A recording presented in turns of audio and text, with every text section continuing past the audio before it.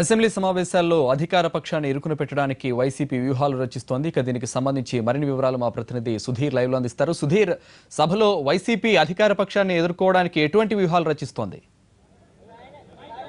అసెంబ్లీలో బడ్జెట్ ప్రసంగాన్ని గవర్నర్ నరసింహన్ చదివి వినిపించారు.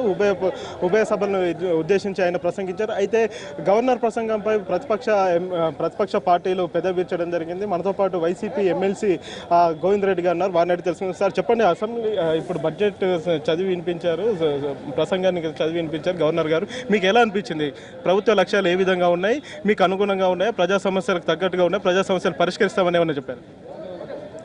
ఇప్పుడు గవర్నర్ గారి ప్రసంగాన్ని అంతా కూడా విన్నాము.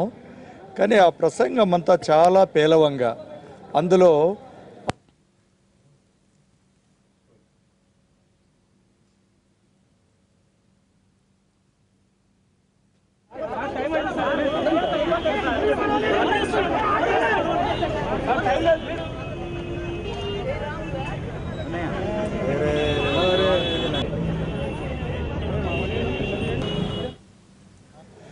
రెండు 2018 కాదు కదా, 52 సంవత్సరాలు పడుతుంది అని చెప్పి అందరూ అంచనా వేస్తున్నారు. ఈవెన్ తెలుగుదేశంలో ఉండే నాయకులు కూడా అది ఎప్పుడైతుందో అని చెప్పి తెలుగుదేశం బీజేపీ నాయకులు కూడా మరి వాళ్ళిద్దరి మధ్య కూడా విమర్శలకు దారితీసినటువంటి ఆ విషయము. ఇక అమరావతి విషయం గురించి మనం పేపర్లో చదువుకున్నాం. ఎంత అవినీతి జరిగిందో ఆ రాజధాని భూముల విషయంలో, ఏ విధంగా బినామీలు ఎంతెంత దోచుకున్నారు అని చెప్పి మనం ఈ మధ్య పత్రికల్లో చూసినాము.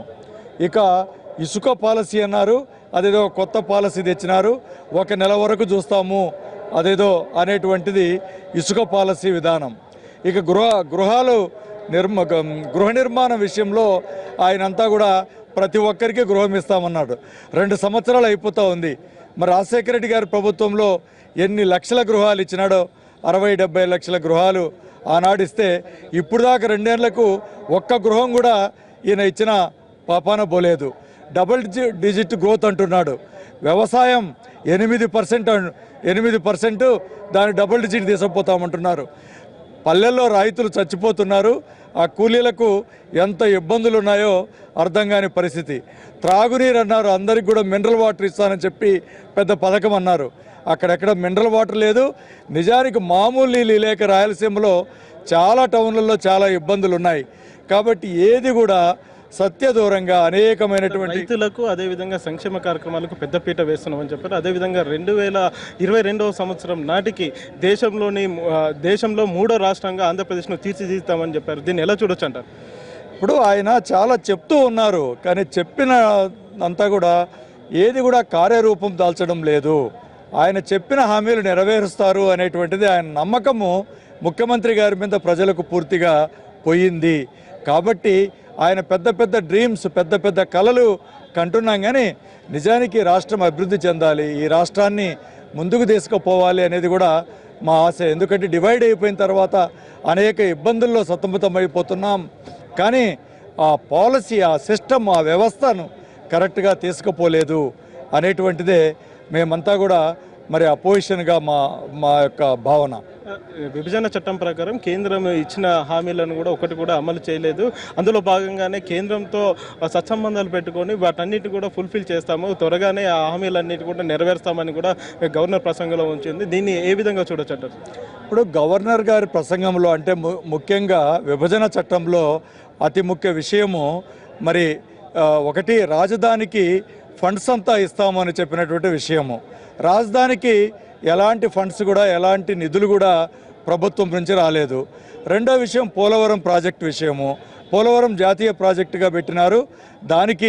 దానంతా కూడా 2018కి అంతా కూడా 35,000 కోట్లకు పైగా మరి దానికి నిధులు కావాలన్నారు. మరి ఎంత ఇచ్చిండ్రో మనం చూసుకుంటున్నాము. స్పెషల్ స్టేటస్ అన్నారు, స్పెషల్ స్టేటస్ కూడా ఏమీ జరగలేదు. కాబట్టి ఎక్కడ కూడా అనుకున్నట్టుగా జరగడం లేదనేది నేను చెప్పేటువంటి విషయం. గోవింద్ రెడ్డి గారు, మీరు చెప్పండి. మీ అధినేత ఆరోపించినట్టుగా 20 నుంచి 30 కోట్లకు ఒక ప్రతిపక్ష ఎమ్మెల్యే అమ్ముడుపోతున్నారని చెప్పేసి ఆరోపించారు. దీంట్లో ఎంతవరకు వాస్తవం ఉందండి? ఏంటి, ఇప్పుడు నా బద్వేల్ నియోజకవర్గంలోనే నా శాసనసభ్యున్నే గెలిపించుకున్న అతన్ని తీసుకుపోయినటువంటి మాట వాస్తవం కదా. అతన్ని మభ్యపెట్టినాడు, తీసుకుపోయినారు. మేము ఒకటే చెప్తున్నాము, ఇంతకుముందు జగన్మోహన్ రెడ్డి గారి పార్టీలోకి ఎవరు వచ్చినా కూడా ఇప్పుడు దాకా ఎప్పటికి కూడా మేము రాజీనామా చేయించినాము. ఇప్పుడు వాళ్ళ నియోజకవర్గంలో కూడా ప్రసన్న కుమార్ రెడ్డి గారు వచ్చారు. ప్రసన్న కుమార్ రెడ్డి గారు రాజీనామా చేశారు, మళ్ళీ పోటీ పెట్టినారు. మేము పోటీ పెట్టమని అడుగుతా ఉన్నాము. పోటీ పెట్టి మళ్ళీ నువ్వు గెలుచుకో, నీకు అది ఉంటే అంతే తప్ప నువ్వు ఈ విధంగా మభ్యపెట్టి ఒక్కొక్కరిని తీసుకుపోయి ఇప్పుడు దరిదాపు 7 మందినో 9 మందినో ఈ విధంగా పార్టీలో నుంచి మార్పించుకున్నారు.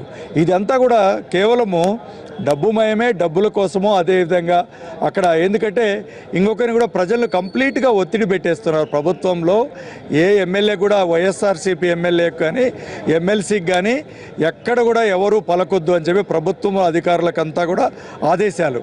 అందుకని దాంతోపాటు కూడా ఈ ఎమ్మెల్యేలు ఒక్కొక్కరినిగా తీసుకోవడం జరుగుతుంది. మీరేమో డబ్బులు పెట్టి కొన్నారని అంటున్నారు, అధికార పార్టీ ఏమో అభివృద్ధి పేరుతోనే వస్తున్నారని చెప్పేసి అంటున్నారు. ఇలా ఏది వాస్తవం అంటారు?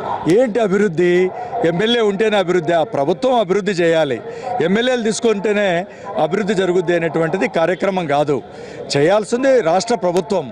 ఎమ్మెల్యే శాసనసభ్యులు ఆయన అంతే, కేవలము చట్టాలు చేసేటువంటి వ్యక్తి. ఆయన వస్తేనే అభివృద్ధి జరగాల నియోజకవర్గం కానీ ఆ ప్రాంతం అనేది తప్పు కాదు.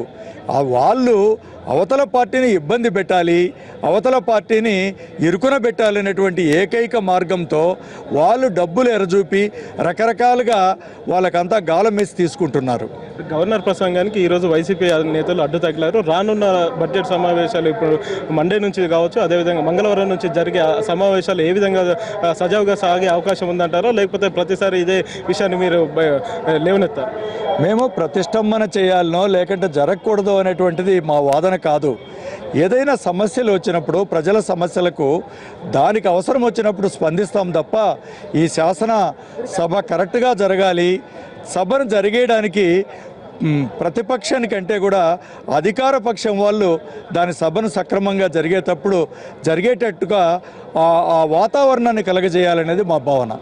మొత్తానికైతే చూసుకున్నట్లయితే రానున్న బడ్జెట్ సమావేశాలు మంగళవారం నుంచి జరిగే పూర్తి స్థాయి సమావేశాలన్నీ కూడా వాడివేడిగా జరిగేట్టుగా కనిపిస్తున్నాయి. ముఖ్యంగా పార్టీ ఫిరాయింపులు, అదేవిధంగా భూదందాలు ఈ ముఖ్య అంశాలుగా తీసుకొని వైసీపీ సభలో ప్రభుత్వాన్ని ఎండగట్టే ప్రయత్నం చేస్తుంది.